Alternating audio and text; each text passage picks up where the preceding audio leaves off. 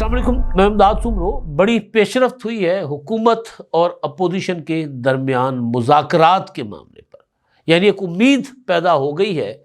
کہ مذاکرات کی طرف معاملات جائیں گے۔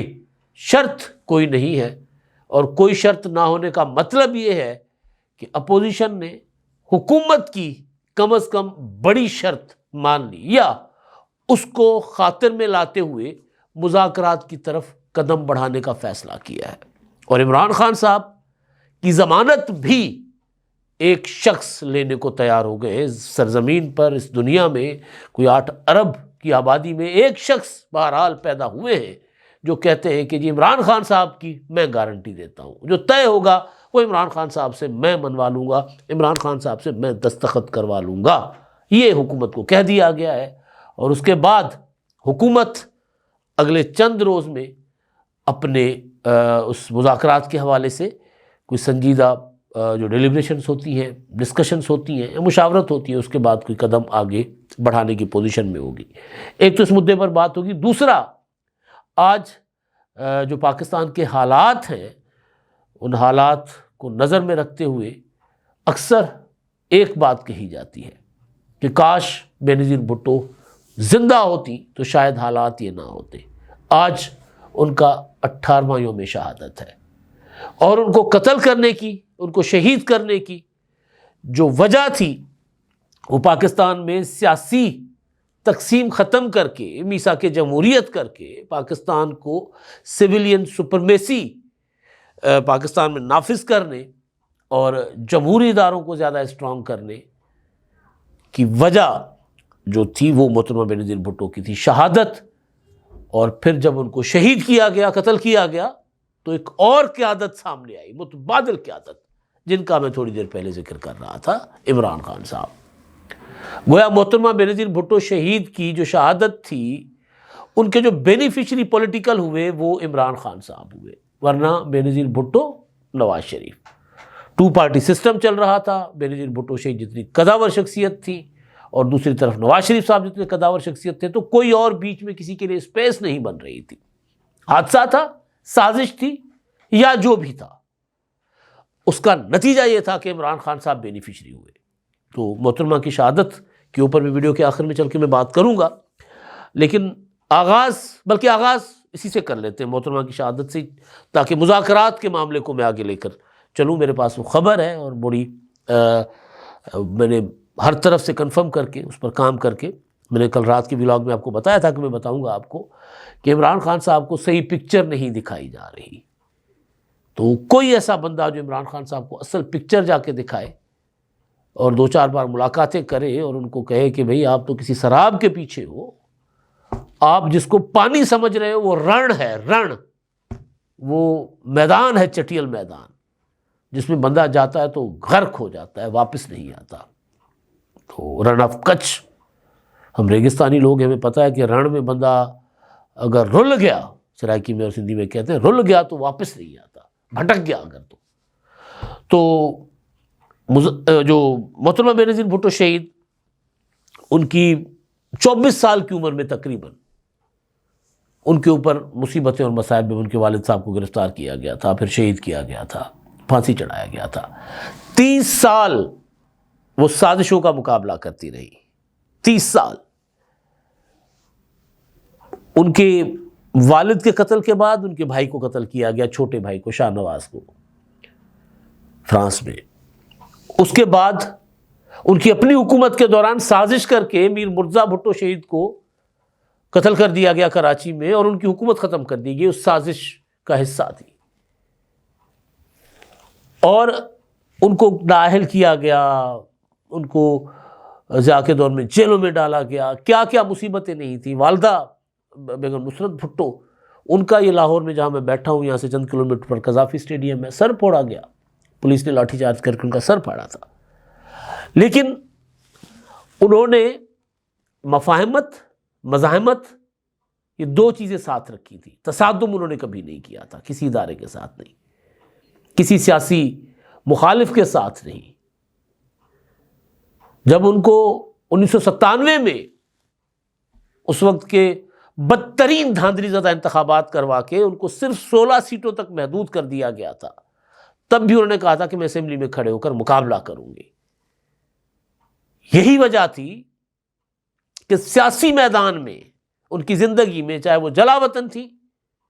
چاہے وہ جیلوں میں تھی، چاہے ملک کے اندر تھی، چاہے اقتدار میں تھی، چاہے اپوزیشن میں تھی، ان کا مقابلہ نہ اسٹیبلشمنٹ کر سکی اور نہ ان کے سیاسی مخالفین کر سکے، کیونکہ وہ میدان نہیں چھوڑتی تھی، کیونکہ وہ فاؤل نہیں کھیلتی تھی، کیونکہ وہ لوگوں کو اپنے ہی ملک کے اداروں یا املاک کو نقصان پہنچانے کے لیے نہیں اکساتی تھی، کیونکہ انہوں نے کبھی نہیں کہا تھا کہ میں ریڈ لائن ہوں۔ اس وجہ سے وہ 30 سال تک مسلسل پاکستان کی سیاست کا مرکز و محور رہی، تمام اذیتوں، مصیبتوں، پروپیگنڈا کے باوجود، کرپشن کے الزامات، پتہ نہیں کیا کیا ان کے خلاف نہیں ہوا۔ ایک دن میں 10 مقدمات، ایک کراچی میں، ایک لاہور میں، ایک راول پنڈی میں، ایک پشاور میں، کوئٹہ میں، ایک دن میں بڑا کچھ انہوں نے بھگتا۔ تو وہ جو اپنی زندگی میں سبق دے گئیں وہ تھا COD، کہ سیاستدان ہم آپس میں لڑتے رہیں گے تو تیسری طاقت جو ہے، قوت جو ہے، اسٹیبلشمنٹ، وہ ہمیں لڑا کے اقتدار پر قابض رہے گی۔ لہٰذا انہوں نے نواز شریف صاحب، جن کے مقدمات کی وجہ سے وہ جلاوطن تھی، جب نواز شریف صاحب مشرف کے دور میں قیدی بنے، پھر یہاں سے باہر چلے گئے، تو انہوں نے جلاوطنی میں نواز شریف صاحب کو آفر کی تھی میثاق جمہوریت کی، مذاکرات ہوئے، اس میں دونوں نے ایک دوسرے کی جو غلطیاں تھیں اس کو تسلیم کیا، معافی مانگی، اور میثاق جمہوریت میں طے کیا گیا کہ سیاست صرف سیاستدان کریں گے، ادارے آئینی دائرے کے اندر رہ کر کام کریں گے۔ یہ وہ دن تھا میری نظر میں جس دن یہ طے کیا گیا ہوگا کہ ان دونوں میں سے کسی ایک کو ختم کرنا پڑے گا، ورنہ اگر میثاق جمہوریت پر عمل ہوتا ہے تو پاکستان میں ٹرولی 2 پارٹی سسٹم چلے گا، سازشیں کرنے والے میلاتی سازشی عناصر جو ہیں ان کو تو کچھ نہیں ملے گا۔ تو لہذا فیصلہ کیا گیا کہ محترمہ بینظیر بھٹو، جو کہ زیادہ، جن کا انٹرنیشنل ایکسپوئر تھا، زیادہ ویژنری تھی نواز شریف اور بینظیر بھٹو دونوں میں، ان کو ختم کیا جائے۔ پھر ان کو ختم کیا گیا، اور پھر آپ دیکھیں کہ کس طرح عمران خان صاحب 2007 کے بعد تیزی سے اوپر آتے ہیں۔ 4 سال کے عرصے میں جو عمران خان صاحب نے پارٹی 1996 میں بنائی تھی، وہ پارٹی 2008 تک تو کہیں نہیں تھی، نہ 3 میں تھی نہ 13 میں تھی۔ تو وہ پارٹی جو ہے وہ اس کے بعد اچانک پاکستان کے سیاسی افق پہ ایک تیسری قوت کے طور پر ابھرتی ہے۔ ظاہر ہے پیپلز پارٹی کے پاس بینظیر بھٹو شہید نہیں تھی، آصف زرداری صاحب بدنام کر دیے گئے تھے، اور ظاہر ہے وہ کوئی، آصف زرداری صاحب کوئی کرزمیٹک لیڈر نہیں ہے، اچھے سیاستدان ضرور ہیں لیکن وہ عوامی سیاستدان نہیں ہے، عوام کو اٹریکٹ نہیں کرتے وہ۔ تو پھر پیپلز پارٹی دبتی گئی اور وہ اسپیس تحریک انصاف کی طرف چلتی گئی، اور آج انجام یہ ہے کہ ملک ڈیڈ لاک کا شکار ہے۔ انجام یہ ہے کہ وہاں لاشیں اٹھائی گئی، باپ سے لے کے کڑیل بھائی، جوان بھائیوں تک سینکڑوں جالوں کی لاشیں اٹھائی گئی، لیکن کبھی یہ نہیں کیا گیا کہ کسی چھاونی میں گھس کر جلاؤ گھیراؤ کیا جائے۔ ہاں، MRD میں مزاحمت ضرور ہوئی تھی، وہ ایک غیر آئینی حکومت تھی، ایک غیر آئینی رجیم تھی، لیکن اس کے باوجود سڑکوں پہ احتجاج ہوا، کسی چھاونیوں کے اندر گھس کر کوئی احتجاج نہیں کیا گیا۔ 1986 میں بینظیر بھٹو شہید جب 10 اپریل کو لاہور میں اتری تھی تو لاہور میں تل دھرنے کی جگہ نہیں تھی، اور وہ اس وقت ایئرپورٹ کینٹونمنٹ کے اندر ہوتا تھا۔ اس ایئرپورٹ سے اترتی ہیں، پرامن طریقے سے مینار پاکستان جاتی ہیں، کوئی پتہ نہیں 1 دن 2 دن ان کو لگتا ہے پورے راستے میں، اور کہیں کسی چوکی کو، کسی سپاہی کو کوئی ہاتھ نہیں لگاتا۔ اور ادھر عمران خان ریڈ لائن ہے، عمران خان کو گرفتار کرو گے تو اینٹ سے اینٹ بجا دیں گے۔ پھر GHQ میں داخل ہونے کی کوشش کی گئی، کور کمانڈر ہاؤس کو جلایا گیا، اور آج عالم یہ ہے کہ سیاستدان جو مذاکرات کے ذریعے مسائل حل کرتے ہیں، مذاکرات کی طرف معاملہ بڑھنے کو آگے نہیں آ رہا۔ فائنلی فائنلی جب عمران خان صاحب اور ان کی ہٹ درم جو پولیٹیکل سوچ ہے اس سے عمران خان صاحب کو کچھ پیچھے ہٹنا پڑا ہے، اور انہوں نے محمود خان اچکزئی صاحب کو اور راجہ ناصر عباس صاحب کو اختیار دیا کہ آپ حکومت سے مذاکرات کریں۔ اب میں اپنی اگلی سٹوری کی طرف آتا ہوں جو میری خبر ہے، وہ یہ ہے کہ وزیر اعظم صاحب نے آفر کی چند دن پہلے کہ آئے مذاکرات کرتے ہیں، تو تحریک تحفظ عین پاکستان کی قومی کانفرنس کے بعد کا یہ واقعہ ہے، تو انہوں نے پرسوں میٹنگ کی، اور میٹنگ میں تفصیل کے ساتھ یہ اپنا مشاورت کے بعد یہ فیصلہ کیا گیا کہ ہمیں کوئی شرط نہیں رکھنی حکومت کے سامنے۔ ایک خبر آئی تھی نا کہ جی عمران خان صاحب سے ملاقات کروا لیں پہلے، پھر مذاکرات کریں گے، اور عمران خان سے ملاقات کر کے پہلے ہم دستخط لینا چاہتے ہیں اتھارٹی لیٹر کے اوپر کہ جی ہاں میری طرف سے آپ مذاکرات کریں۔ تو میں نے بات کی مصطفیٰ نواز کھوکھر سے اس معاملے پر تفصیل کے ساتھ بات کی، تو انہوں نے کہا کہ ایسی کوئی شرط ہم نے نہیں عائد کی، نہ ہم مذاکرات کے لیے ملاقات کو ایجنڈا بنانا چاہتے ہیں اور نہ ہم کوئی شرط رکھ رہے ہیں۔ ہم ایک نیشنل ایجنڈے کے تحت انتخابات صاف شفاف ہو، انتخابات میں جو دھاندلی اس کی تحقیقات ہو، عدلیہ آزاد ہو، اظہار رائے کی آزادی ہو، ہم ان ایشوز پر بات کرنا چاہتے ہیں حکومت کے ساتھ۔ ہم میثاق جمہوریت 2 پر بات کرنا چاہتے ہیں۔ لمبی چوڑی گفتگو ہوئی، اور میں نے بہرحال ان کو بھی کھنگالا، کچھ میرے اور سورسز ہیں ان کو بھی کھنگالا۔ تو میں نے ان سے جب پوچھا تو میں نے کہا جی عمران خان صاحب کی تو گارنٹی کون دے گا، آپ تو مذاکرات کر لیں، آپ مذاکرات کر لیں گے، حکومت بھی کر لے گی۔ یہی کچھ ہوا تھا پنجاب اور کے پی کے اسمبلیاں توڑنے کے بعد انتخابات کے لیے جو مذاکرات ہوئے تھے مئی 2023 میں، کہ عمران خان نے اپنی بنائی ہوئی ٹیم کو مذاکرات سے نکال دیا تھا کہ جی آپ لوگوں نے جو معاہدہ کیا میں نہیں مانتا، نکل جائیں مذاکرات سے۔ تو آپ لوگ تو پھر ایک الگ ان کی پارٹی کا حصہ نہیں ہو، آپ لوگوں کیسے عمران خان صاحب یہ آپ کے کیے گئے جو وعدہ ہوگا اس کو پورا کریں گے؟ کیا گارنٹی ہے کہ جو آپ حکومت کے ساتھ معاملات طے کریں گے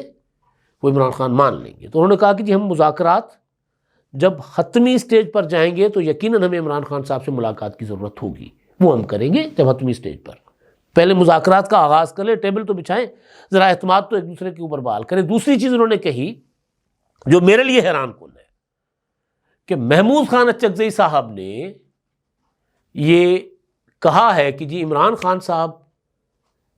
کے دستخط اس ڈاکومنٹ کے اوپر کروانا میری ذمہ داری ہے جس ڈاکومنٹ کے اوپر حکومت اور اپوزیشن متفق ہو جائیں گی۔ میثاق جمہوریت 2 ہوتا ہے، کوئی مطالبات ہیں، کوئی چیزیں ہیں، ہم نے اس لائن آف ایکشن ہے، ہم نے اس طرف آگے بڑھنا ہے، یہ کرنا ہے وہ کرنا ہے، اس پر عمران خان صاحب سے دستخط محمود خان اچکزئی صاحب نے کہا کہ جی میں کرواؤں گا۔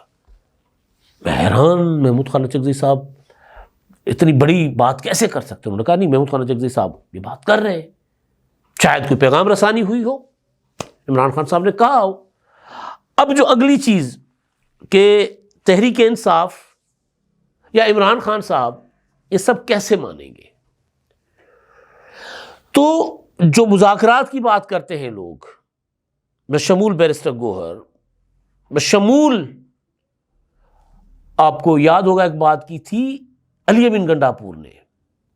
بشمول سلمان اکرم راجہ صاحب، گنڈاپور صاحب نے کہا تھا کہ مجھے عمران خان صاحب سے ایک بار ملاقات کروا دیں، میں عمران خان صاحب کو مذاکرات کے لیے راضی کر دوں گا، ان کو بنا لوں گا، میرے پاس کچھ حقائق ہیں جو ان کے سامنے رکھوں گا۔ اب جو تحریک تحفظ عین پاکستان کی لیڈرشپ ہے وہ کہتی ہے کہ ہمیں اس لیے عمران خان صاحب سے بے شک ملاقات نہ کروائیں کہ ہم کو مذاکرات کے لیے شرط رکھ رہے ہیں، لیکن عمران خان صاحب کو پی ٹی آئی کا ایک جو خوشامدی ٹولہ ہے جو اگر ملاقات کرتا ہے وہ 2 کام کرتا ہے، ایک گروپ جاتا ہے دوسرے کی شکایتیں لگاتا ہے، دوسرا جاتا ہے پہلے کی شکایتیں لگاتا ہے، اور دونوں ایک عمران خان صاحب کو دھوکہ دیتے ہیں، فریب کرتے ہیں عمران خان صاحب کے ساتھ۔ وہ یہ کہ خان صاحب باہر لاکھوں لوگ ہیں، ہم لاکھوں لوگ نکال لیں گے۔ تو عمران خان صاحب جو ویسے ہی کند ذہن ہے، سیاسی اپروچ سیاسی سوچ ان کے اندر ہے نہیں، تو وہ ان کی باتوں میں آ جاتے ہیں کہ جی باہر تو کوئی انقلاب آ رہا ہے۔ تو یہ جو عمران خان صاحب کو بھی 20 دسمبر کو سزا ہوئی ہے توشہ خانہ میں عمران خان صاحب کو اور بشرا بی بی کو 17 سال کی، اس دوران اس اتنی بڑی سزا آنے کے بعد کتنے لوگ نکلے؟ کل لاہور میں پھر رہے تھے سہیل آفریدی صاحب، اگلے ولاگ میں اس پر تفصیل سے بات کروں گا، کتنے لوگ نکلے، مطلب ایک انقلاب تو نہیں نہ آیا. تو ان کو کہا گیا کہ جی آپ 20 سال پڑے رہیں، پی ٹی آئی والوں کو کہا گیا کہ 20 سال عمران خان صاحب پڑے رہیں گے، آپ سے نہیں نکلتے. اور حکومت کو کہا گیا ہے کہ یہ جو لوگ پی ٹی آئی کے جا کر ملاقات کر کے آتے ہیں تو معاملات خراب کرتے ہیں، آپ تحریک تحفظ آئین پاکستان کی قیادت کو ملاقات عمران خان صاحب سے کروائیں جب آپ چاہیں، شرط نہیں ہے. آپ ملاقات کروائیں گے تو ہم ان کو حقیقت بتائیں گے کہ بھئی باہر جو ہے نا وہ دھوکہ ہے، فریب ہے، سراب ہے، آپ کے لیے کچھ نہیں ہے. آپ اس طرح 20 سال تک سڑتے رہیں گے جیل میں، کوئی آپ کو نہیں نکلوا سکے گا، کوئی عوامی تحریک آپ کے لیے نہیں اٹھنے لگی. میں نے ایک اور دوست سے پوچھا کہ جی 8 فروری کی کیا تیاری ہے؟ انہوں نے کہا کہ کیا تیاری ہے، اندھیرا ہے، صرف زبانی کلامی دعوے ہیں. 8 فروری کو کوئی اسٹرائک نہیں ہو سکتی، کیونکہ تحریک انصاف کی لیڈرشپ ہی نہیں چاہتی کہ کوئی بڑی عوامی موومنٹ ہو. تو یہ میرے پاس اسٹوری تھی کہ محمود خان اچکزئی صاحب جو ہیں وہ کہتے ہیں کہ میں عمران خان صاحب کی گارنٹی لیتا ہوں، آپ بیٹھے مذاکرات کے لیے، اور ساتھ یہ کہ عمران خان صاحب کے سامنے ایک الگ سے پکچر، حقیقی تصویر وہ رکھنے کی ضرورت ہے، جس کے لیے اگر حکومت سمجھتی ہے کہ ملاقات کروائی جائے ہماری، تو ہم ملاقات کر کے عمران خان صاحب کے سامنے حقیقی پکچر رکھیں گے کہ انقلاب کوئی نہیں آنا، سارا کچھ ڈوب چکا ہوا ہے. تو جو بچے ہیں نا 2 چیزیں، 4 چیزیں، 5 چیزیں، وہ بچا لو، مذاکرات کے ذریعے بچا لو، اور مذاکرات کے ذریعے باہر آؤ گے. اب تک کے لیے اتنا ہی، اللہ حافظ.